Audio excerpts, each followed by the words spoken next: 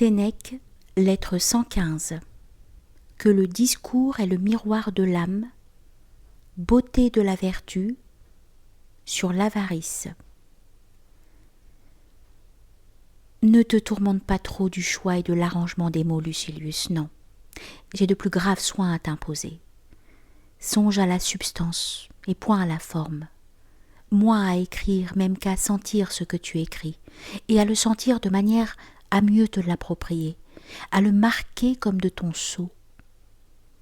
Toute production que tu verras soucieusement travaillée et polie part, sois-en sûr, d'un esprit préoccupé de minutie.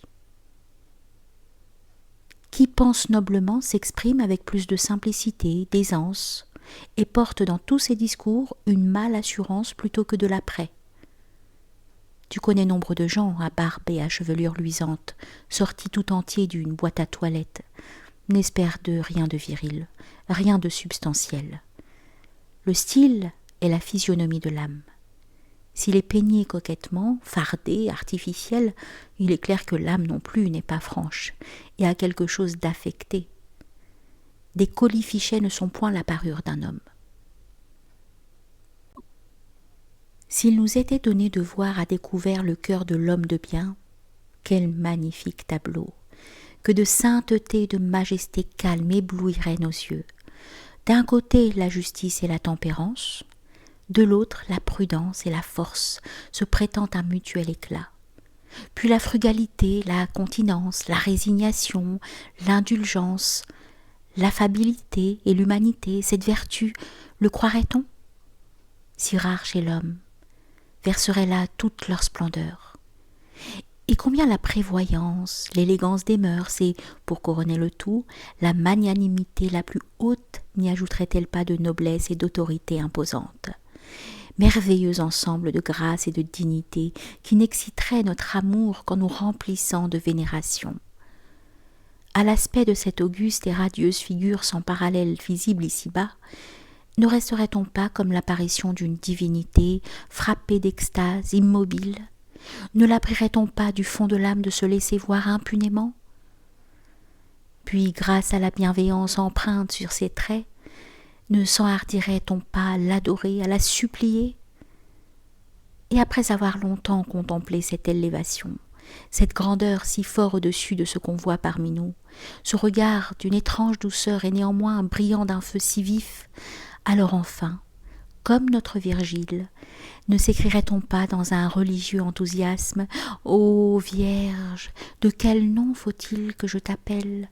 Car tes traits ni ta voix ne sont d'une mortelle. Qui que tu sois, du moins prends pitié de nos maux. » On obtient d'elle aide et pitié quand on sait l'honorer. Or ce ne sont ni les gras taureaux et leur chair sanglante, ni les offrandes d'or et d'argent, ni les tribus versées au trésor d'un temple qui l'honorent, c'est la droiture et la pureté d'intention. Non, je le répète, il n'est point de cœur qui ne s'embrasât d'amour pour elle si elle daignait se manifester à nous, car aujourd'hui, jouets de mille prestiges, nos yeux sont fascinés par trop de clinquants ou noyés dans trop de ténèbres. Toutefois, de même qu'au moyen de certains remèdes on se rend la vue plus perçante et plus nette, si nous voulions écarter tout obstacle des yeux de notre esprit, nous pourrions découvrir cette vertu, même enfouie dans cette prison du corps sous les lambeaux de l'indigence, à travers l'abjection et l'opprobre, et nous la verrions dans toute sa beauté, bien que sous les plus vils dehors. D'autre part aussi, nous pénétrerions la souillure et la misère des âmes qu'a paralysé le vice, malgré l'éblouissante pompe des richesses qui rayonneraient autour d'elles, malgré les honneurs et les grands pouvoirs dont le faux éclat frapperait nos sens. Alors, nous pourrions comprendre combien est méprisable ce que nous admirons, en vrais enfants pour qui le moindre hochet a tant de prix. Car ils préfèrent à leurs parents, à leurs frères, des colliers achetés avec une pièce de menu cuivre. Entre eux et nous, dit Ariston, quelle est la différence? Que ce sont des tableaux, des statues qui nous passionnent, que nos folies coûtent plus cher. Un enfant trouve sur le rivage des cailloux polis et offrant quelques bigarrures, le voilà heureux.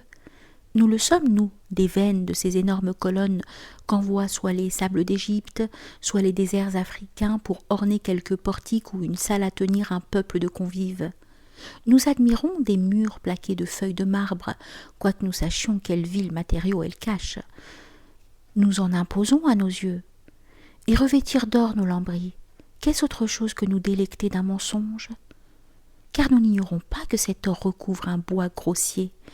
Mais n'y a-t-il que nos murs et nos lambris, qu'une mince décoration déguise extérieurement? Tous ces gens que tu vois s'avancer tête haute n'ont que le vernis du bonheur. Examine bien, et sous cette légère écorce de dignité, tu sauras combien ils se logent de misère. Depuis que cette même chose qui occupe sur leur siège tant de magistrats et de juges, qui fait et les magistrats et les juges, depuis que l'argent est si fort en honneur, le véritable honneur a perdu tout crédit.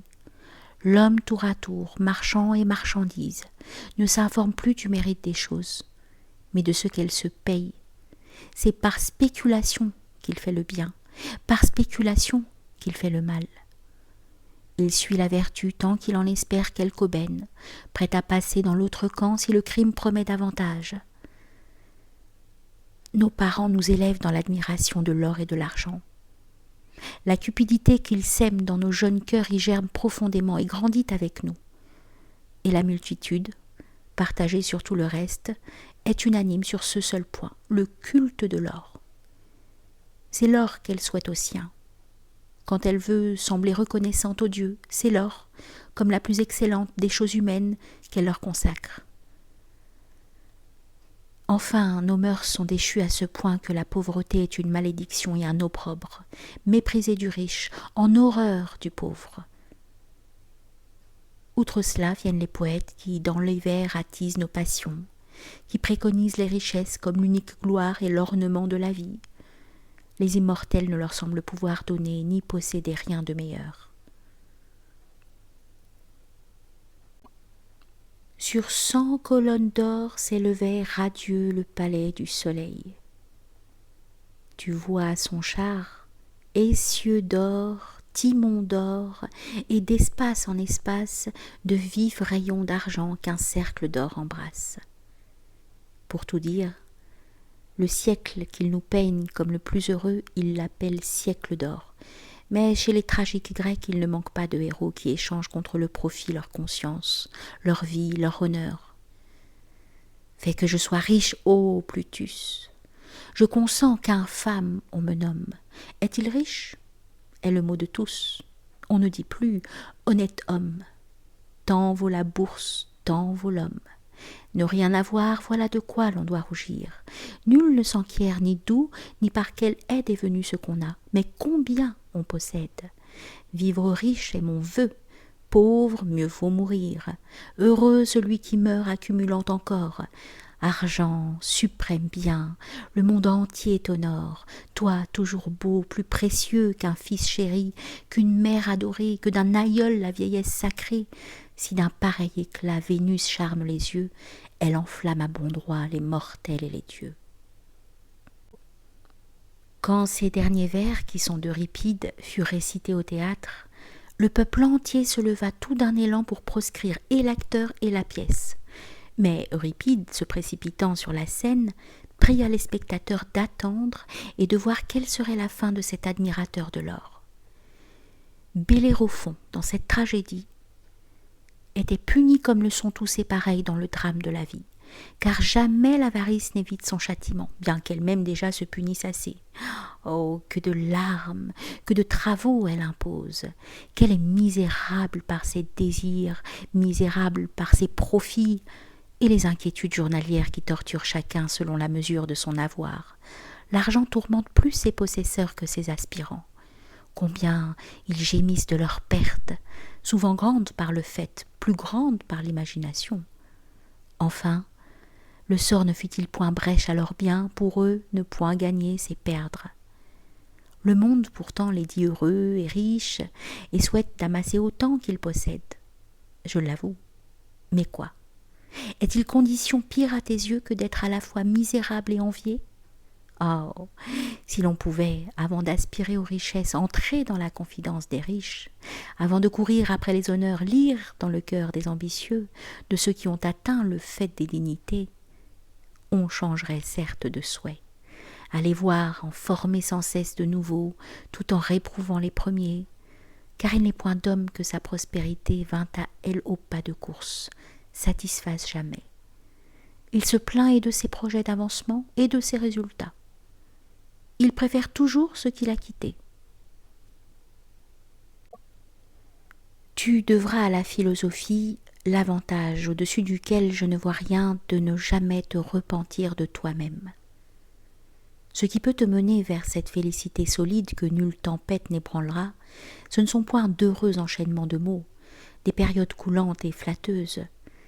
Que les mots aillent comme ils voudront pourvu que l'âme garde son harmonie, qu'elle reste grande, qu'insoucieuse des préjugés, s'applaudissant de ce qui la fait blâmer des autres, elle juge de ses progrès par ses actes, et ne s'estime riche en doctrine qu'autant qu'elle est libre de désirs et de craintes.